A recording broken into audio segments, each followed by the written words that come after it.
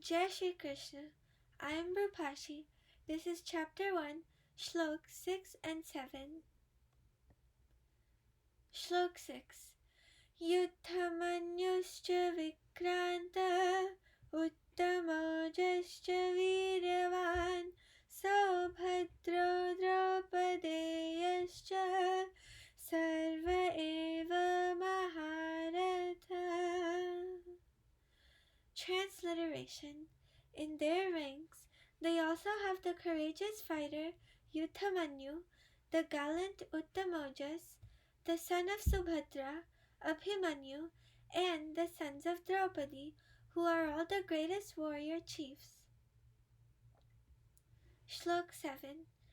Ashmakam tu vishishtaye tani bodhadvijotama Nayaka mama sanyasya sangyartham tan pravimite.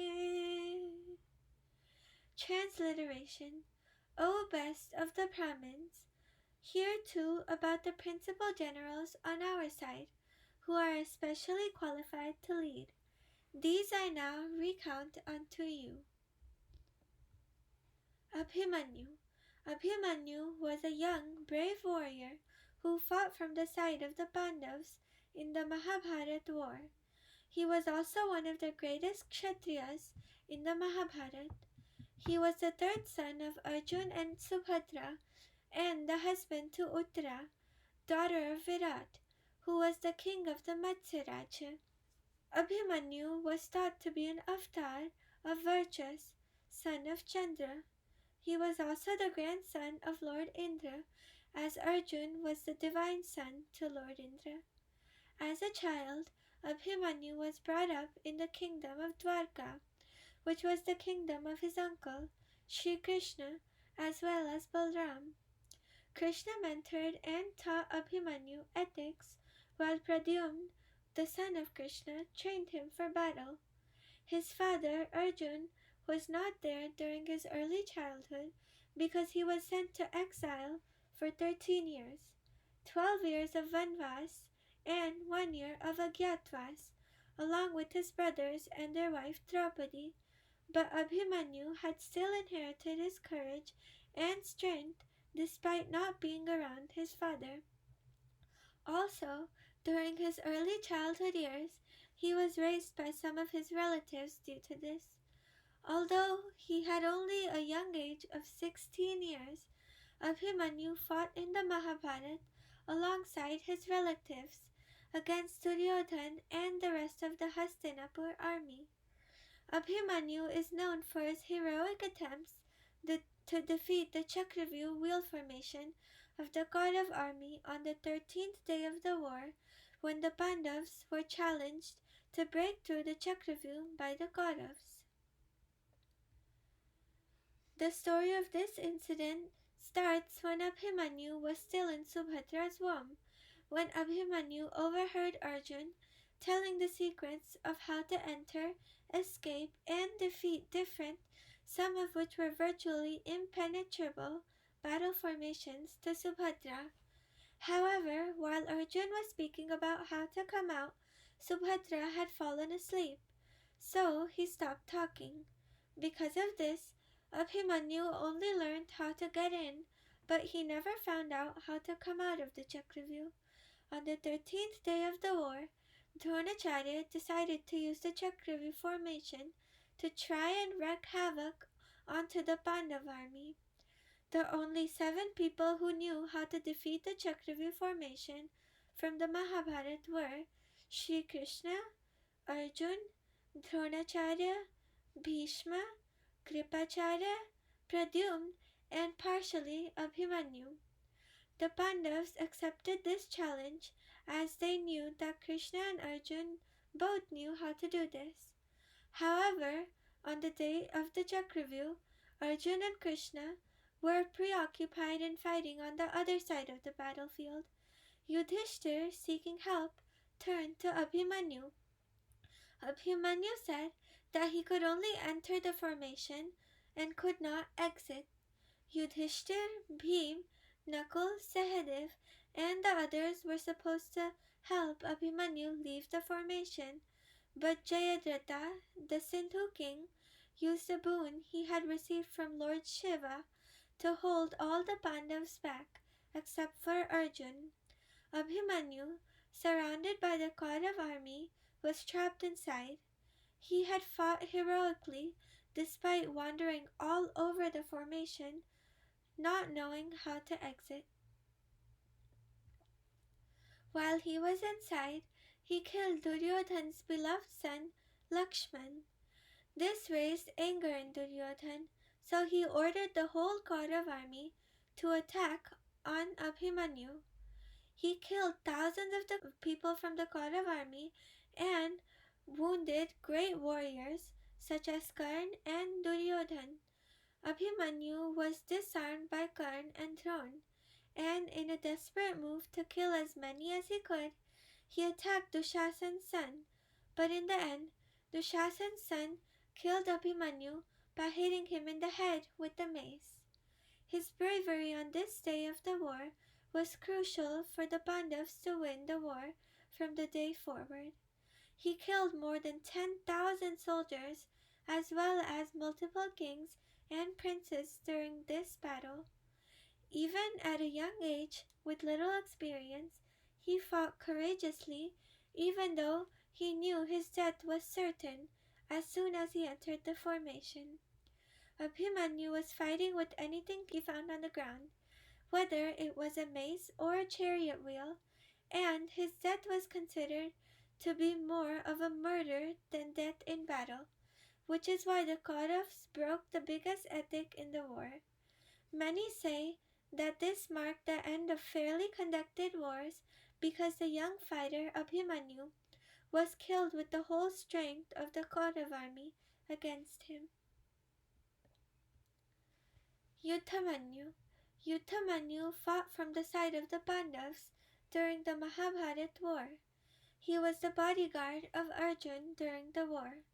At first, Yudhamanyu was given the job of guarding the wheel of Arjun's chariot, but later he was appointed to protect the backside of his chariot.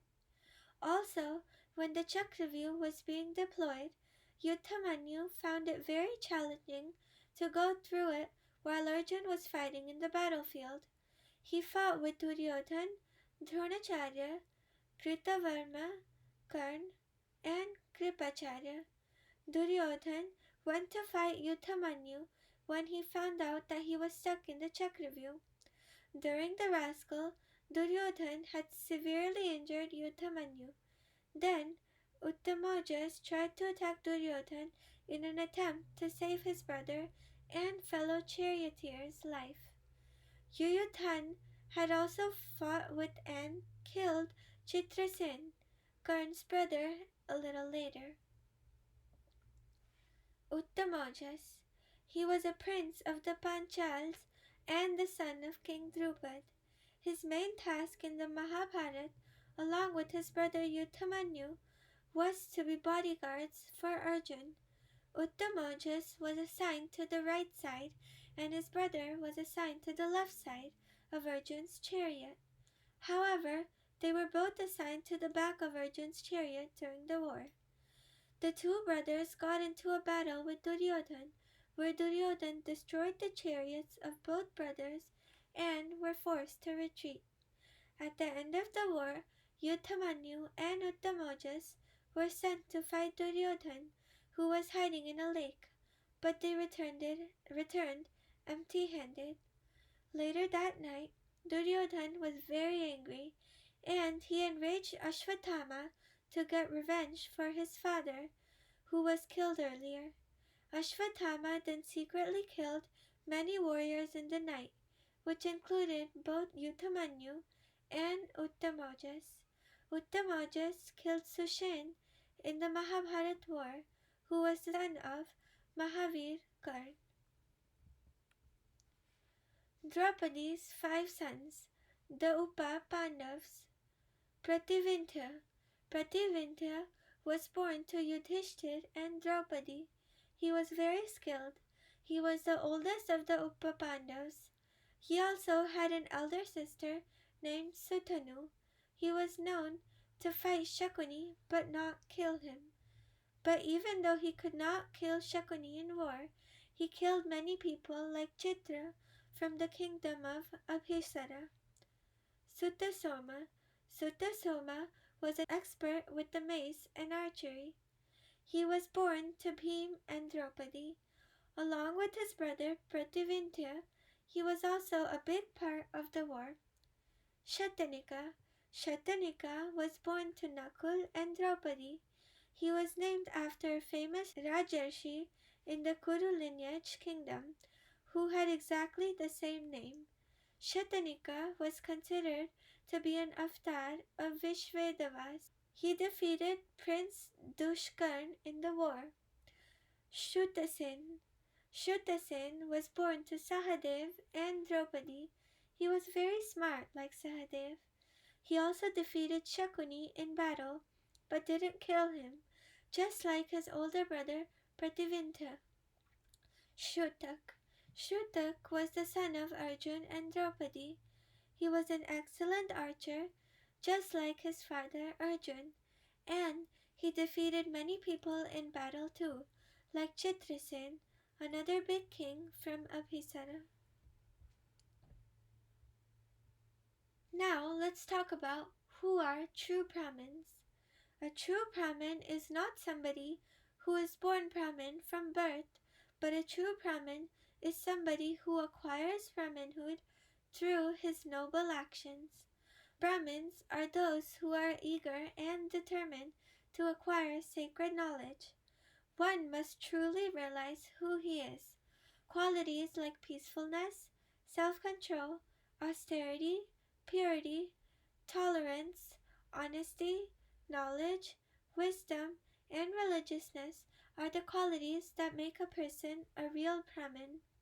It is said that the ang or body is not what makes one a Brahmin, but the hriday or soul is what makes a person a true Brahmin. One should be at the level of Krishna consciousness, maintaining a solid emotional state. However, not only a Brahmin, but people of all castes should possess these qualities. So next, Chapter 1, Shloka explanation, will be coming on April 28th. Please ask any questions you may have about this content. We highly encourage everybody to ask at least one question so that we can all discuss from the questions and ultimately learn from them. Please check the description below for the link to the Google form to ask any questions. Our website is here now. Check the description below the video for the link, which is gyansarovar.life. And also, please make sure to sign up for the mailing list to get any important updates or information regarding this. Please make sure to subscribe to our channel.